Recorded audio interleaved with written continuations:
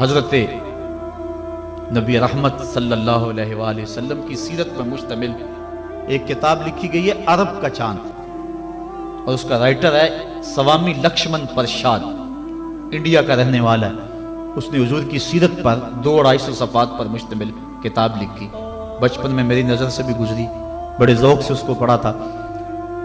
سوامی لکشمن پرشاد سے انٹرویو کیا گیا کہ تو نے حضور کی سیرت پہ کتاب لکھی ہے، اتنا بڑا کام کیا، تو کلمہ پڑھ کے حضور کا غلام کیوں نہیں بن جاتا؟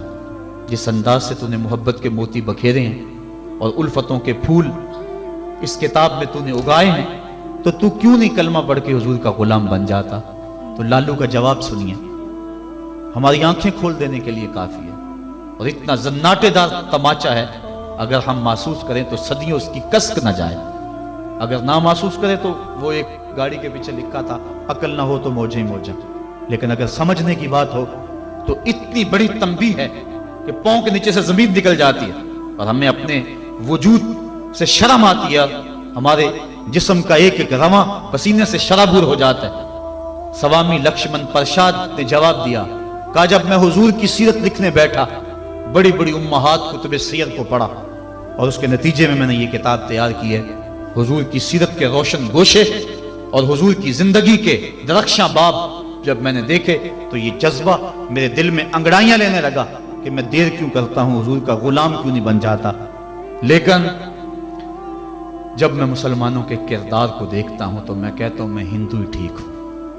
ہمارا کردار لوگوں کے ایمان کے راستے میں رکاوٹ بنا ہوا ہے۔ جب امریکہ کے خلاف نعرے لگ رہے تھے، ان نعرے لگانے والوں میں میں بھی شامل تھا، لیکن ایک بات میں نے کہی تھی، میں نے کہا آج ہم دنیا کی اس طاقت کے ساتھ ٹکر دینے کی بات تو کرتے ہیں، لیکن ہم نے کبھی اپنے کردار کو جھانک کر کے بھی دیکھا؟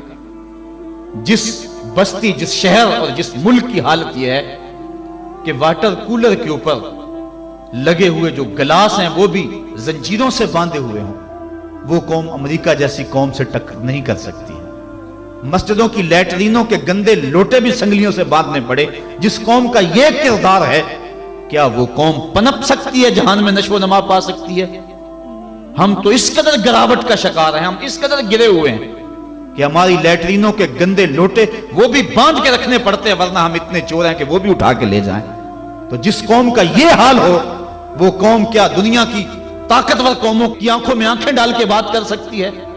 آج ہمارا المیہ یہی ہے، ہمارے پاس سب کچھ ہے، لیکن ہمارے پاس وہ ایمان کی حرارت نہیں رہی، وہ دیانت نہیں رہی، وہ روشنی اور وہ نور نہیں رہا، ہمارے پاس وہ اجالے نہیں رہے۔ قرآن نے ہمیں جو زندگی گزارنے کا ڈھب دیا ہے، ہمارے پاس وہ ڈھب نہیں رہا۔ ہماری زندہ لاشیں لوگوں کے ایمان کے راستے میں رکاوٹ بنی ہوئی ہیں، ورنہ ہم اپنے صدر اسلام میں دیکھتے ہیں اور بعد کی کہانیاں پڑھتے ہیں تو دنگ رہ جاتے ہیں۔ امام محمد کا جنازہ اٹھتا ہے تو ایک یہودی آگے بڑھ کے جنازے کی چارپائی کو کندھا دینے کی خواہش کرتے ہوئے آگے بڑھتا ہے، اور جو ہی کندھا امام محمد کے جنازے کی چارپائی پہ چھوتا ہے تو اس کے لبوں پہ کلمہ جاری ہو جاتا ہے۔ ہمارے بزرگوں کی لاشیں بھی دین دیا کرتی تھی، ان کی میتیں بھی لوگوں کو کلمہ دیا کرتی تھی، اور ہماری زندہ لاشیں لوگوں کو اسلام سے ہٹا رہی ہیں۔ میں نے اور آپ نے اپنے رویے کو دیکھنا ہے، اپنے عمل پہ غور کرنا ہے۔ حضور نے فرمایا اللہ اس شخص کے چہرے کو تر و تازہ رکھے جس نے میرے سے کوئی حدیث سنی، پھر جیسے سنی اس کو ویسے آگے